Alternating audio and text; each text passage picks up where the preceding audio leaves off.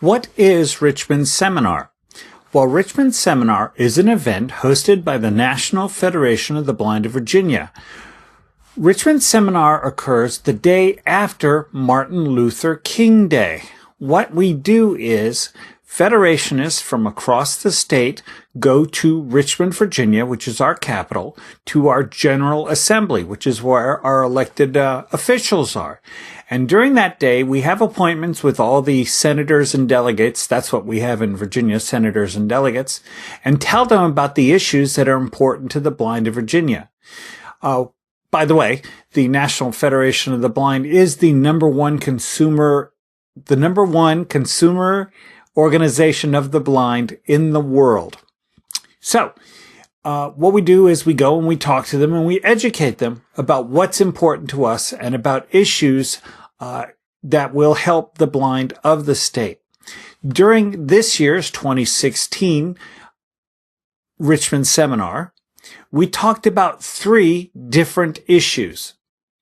The first issue had to do with a bill, HB 166. In short, the bill gave teachers and parents more information, taught them about more options about what learning modes would be better for their vision-impaired students.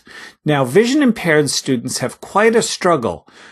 Basically, they don't really have much of a future to look forward to. The unemployment rate in the United States for vision-impaired, legally blind, vision-impaired people, work-able, is 70% or higher, depending upon who you listen to. That's really challenging.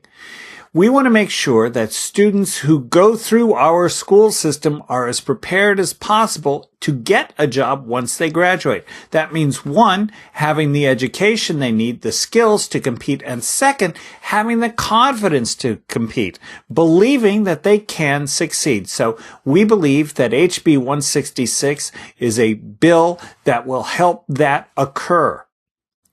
The second item we talked about, there's no bill related to it, but every so often, someone in the General Assembly thinks, hey, what if we combined the Agency for the Blind, the Agency for the Deaf, and the Agency for everything else into a single super agency? Wouldn't we save a lot of money? Well, I have to tell you, saving a lot of money is always a good thing. Well, is a good idea. In this case, it's a bad thing. It's been tried in other states, consolidating into a super agency for all disabilities. And basically what happens for the blind, and probably for the deaf people too, that they lose services. Blind people need special skills, and the people who work in those agencies need to know how to teach them. Special skills such as Braille, mobility, computer skills, talking computers. They need to know that in order to teach their clients to be to be able to take care of themselves, be independent, and get jobs. That's the whole idea behind becoming independent and knowledgeable. Well, if you create a super agency, well, the people who work in that agency, I'm sure they'll work very hard, really great people. They'd have to basically become experts in just not skills training for the blind, but skills training for the deaf and skills training for everything else. And that's just not possible. It's way too much to ask of anyone.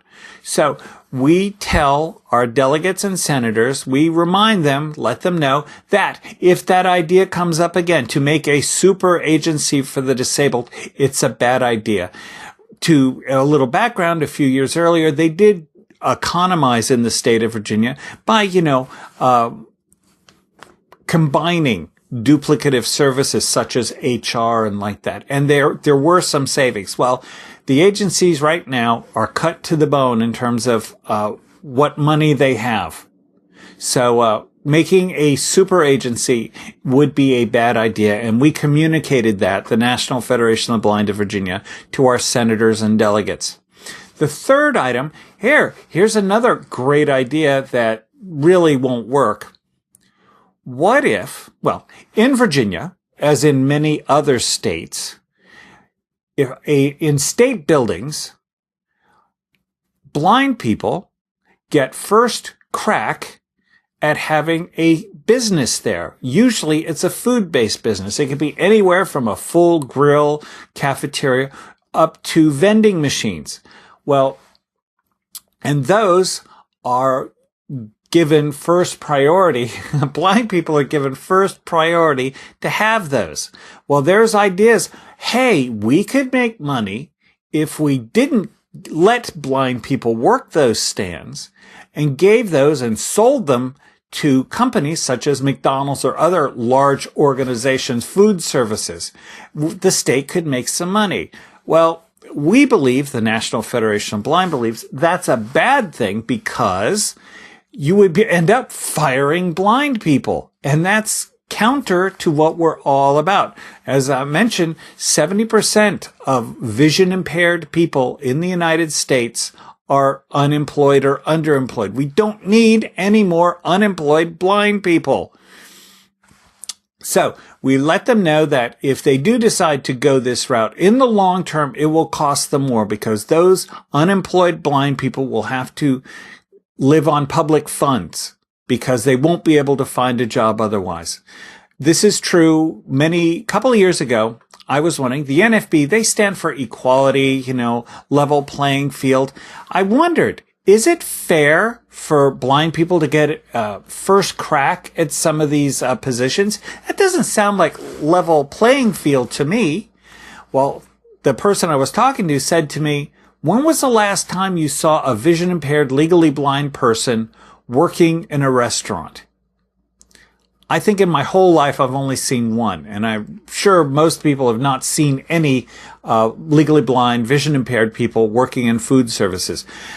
Blind people need jobs, and until we do get that level playing field where employers are not afraid of hiring vision impaired people or disabled people in general, we need these jobs, and these stands should be reserved for entrepreneurs who happen to be blind. Well, those are the three issues we talked about in 2016 Richmond seminar. I hope you found them interesting. Washington seminar is coming up where we do the same thing, but we talk about issues of national importance.